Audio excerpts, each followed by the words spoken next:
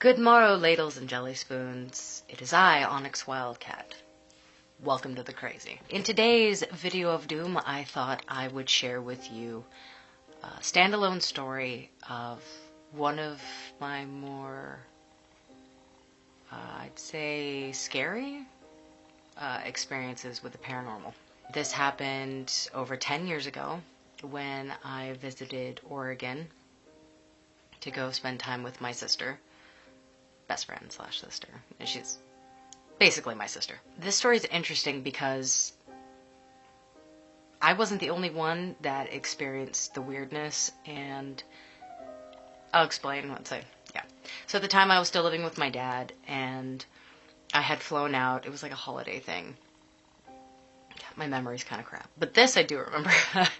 I went to go, I got on a flight, and I was supposed to spend time with her for like a week or two, I think 2 weeks. And she was going to introduce me to one of her friends. She lived in Salem, Oregon, and one of her friends lived in Portland in a very old house, an old 2-story house. And when we went over with her husband, it was a typical bunch of youngins, like early 20s, late teens, early 20s, very, very young adult, living in this house. And in the downstairs room, or in the front room when you walk in, there was like a TV, and we were all going to huddle together and watch, or I was going to watch them. I think we were playing Silent Hill 3. That dates it for you. It was when in the very beginning, it's the guy running down the hill through the fog and forever, and that freaked me out. So it's that one. I'll have to look it up and put it somewhere in the video. I got a house tour with her friend, who we will name him Bob. I don't know. Bob was going to give us a tour of his very, very old 2-story house. It was a big white house with a big porch, an open porch. It had an attic. This house, I had vibes to it. It had a feeling. It felt alive. I don't really like talking about it. I'm getting kind of lightheaded. It's been a long time since I've spoken about it, because the house that I'm currently living in is also alive, as I put it. It is very much, it's got character to it. It's very obvious that there are things here in this house that have been here for a lot longer than the house has been built here. And the house has been here for over 100 years. So if that tells you anything. But I feel very safe here. It's home. I've made friends. Let me just put it that way. It's a nice, peaceful, loving, warm environment. This house in Oregon, in Portland specifically, I was with my best friend, and we'll call her Glossy. She's going to hate me for that. So Glossy and I were on a tour with Bob through his house. And he was just showing us various rooms, and it wasn't really well kept. There was a lot of things put in random places. It was, kind of like this artsy-fartsy type of young guys that don't really care about cleaning after themselves, and they just kind of throw things everywhere. But, it's fine. It was no big deal. And we went up to the attic, and I just remember the attic for some reason. And it felt strange. Like, as soon as we got into the attic, it was weird. You could walk in, it was like another room. There was stuff, it was like storage. I remember the house being very white, very pale, but old white. I can't explain it. It's like stone, that kind of feeling, like a mausoleum. Yeah, that's not creepy. As we were walking through the house, and we come downstairs, I just felt off. All he said was that the house had history. Glossy told me the house felt weird to her when she had first been there, and she liked being outside. Her husband just, nothing messes with him, so it didn't matter. we go downstairs, and there was the way that the room was set up is that, say I'm sitting here and this was the couch, and then across from me there was, a wall, and there was the TV, and they were playing silent. It was a big room, and the door was to my left. I was hyped up on caffeine. I was not tired in any fashion when we got there. And I had sat on the couch, and I was watching, and if I'm freaked out by a game, I get way too into games. That's why I can't play horror games, even though I'll watch somebody, but I can't play. I get too involved. I was sitting on the couch, and I was getting all, freaked out just by the character running down the hill. God, it was like an endless run, and I'm freaking out because I hear all of these things about Silent Hill, and Glossy had been, teasing me the whole time. She was going to scare the crap out of me by watching this. And for some reason,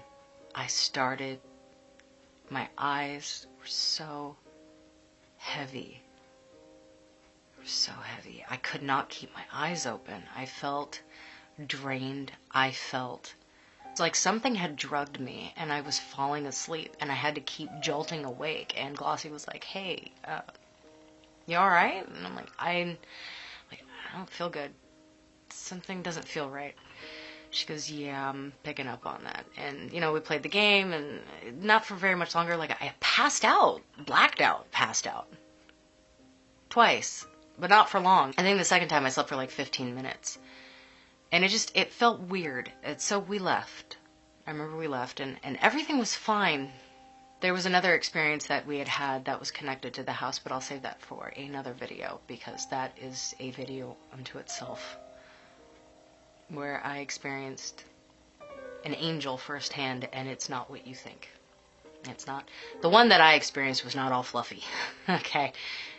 Whatever this angelic being was, because that's the only thing that I could call it. It was supernatural, kind of like the show, Supernatural. It's like those kind of angels. They're not warm and fluffy. But anyway, like I said, that'll be another video. If you would like a continuation of that story that connects to this, I can definitely film that. Now, here's the weird part. After all the weirdness that had happened, I go home. All right, and this was I think a few years after The Grudge and that movie. I think it was the first horror movie. Now it doesn't affect me like it did, but it was the first horror movie that I sat in front of after the credits, and I couldn't move. It terrified me because it was so different. And I love the fact that it didn't have a happy ending. It was different. It was terrifying to me at the time, especially when she came down the stairs and made that sound. Couldn't deal with that at all. This is important. When I get home, back to my safe abode with my father, at the time I had a little Nokia. But yeah, this dates it for you. I had a Nokia cell phone. And only Glossy had my cell phone number. Okay? She had my dad's number. Right? Here's where it gets super duper creepy. On my phone, there is a new message in my voicemail. There was no missed call. And it was a Portland number. I did not know anyone in Portland. Bob did not have a phone. He didn't have a cell phone that I was aware of. His house did not have a house phone. There was no landline that I could say. There was no phone hookup. Let me put it that way. If they had internet, but they didn't have a telephone. It was a Portland number. Again, no missed call, but there was a message. I listened to the message. And I freaked out. Because something in the phone, it was The Grudge making that sound. And there was a woman screaming in the background.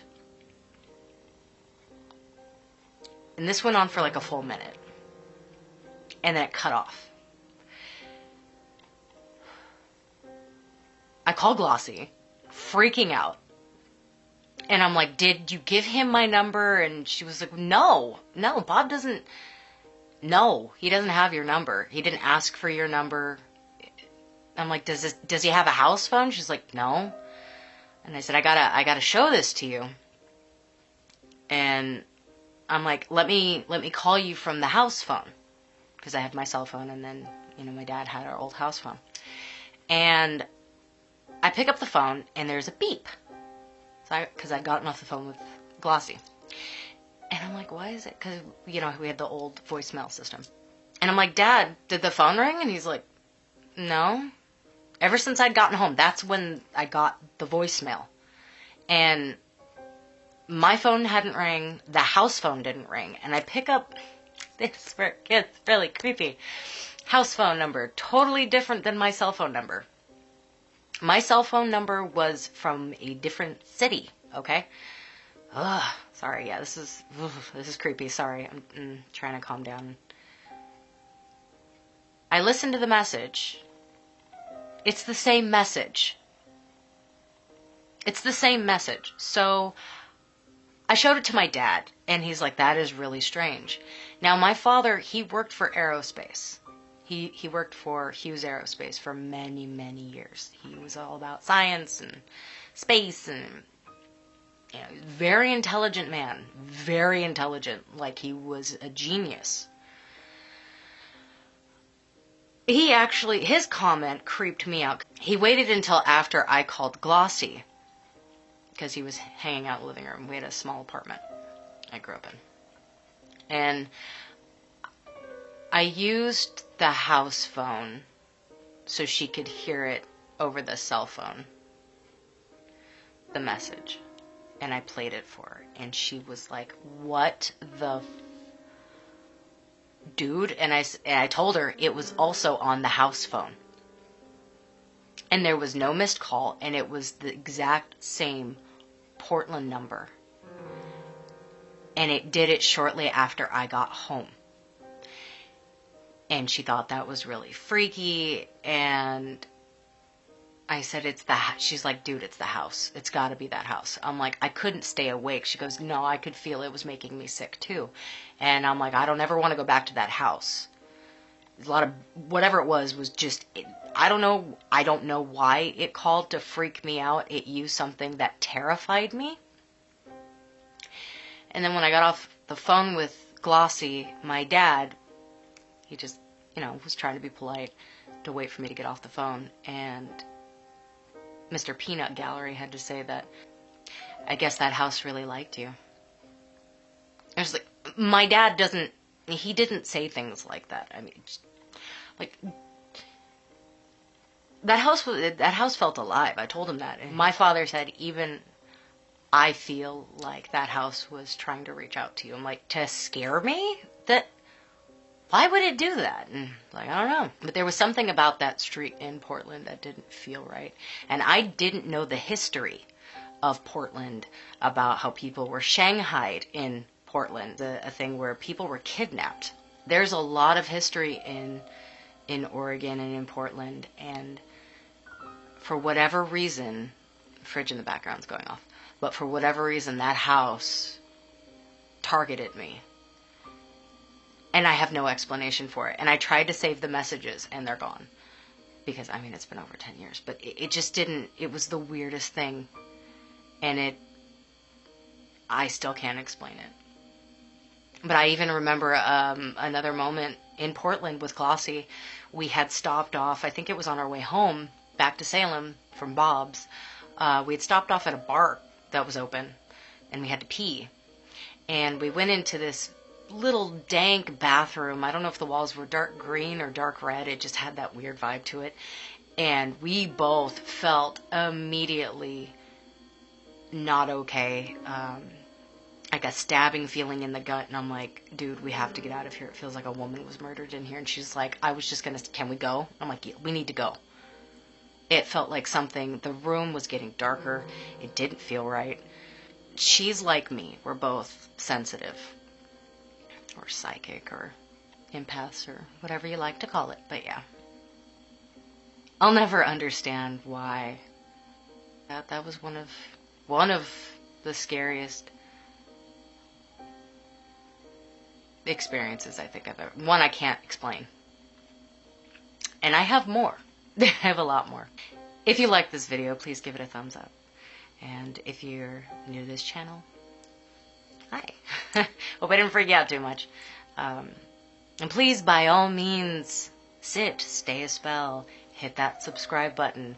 We're all a bunch of goofballs here, and there is no judgment, because we don't do that, because we're in a safe space, a tiny channel, and that is okay. I'm honestly fine with that. There is a cat next to me who's cleaning himself. He's very elegant with it. Anyway, if you would like a continuation of the other story that is connected to this story about Oregon, about the angel experience, let me know down in the comment section below, and I'll make it happen. Okay? What's your weirdest experience when it comes to houses? Like, have you ever had anything like this happen to you guys? Like, I mean, I can't be the only person, because it was really weird. I don't know. And on that note, my lovely ladles and jelly spoons, I shall bid thee anon, and I hope you have a wonderful morning, noon, night. I just hope you have a good time. So, alright, I'm gonna go now, so I love your faces. Mwah! Adieu.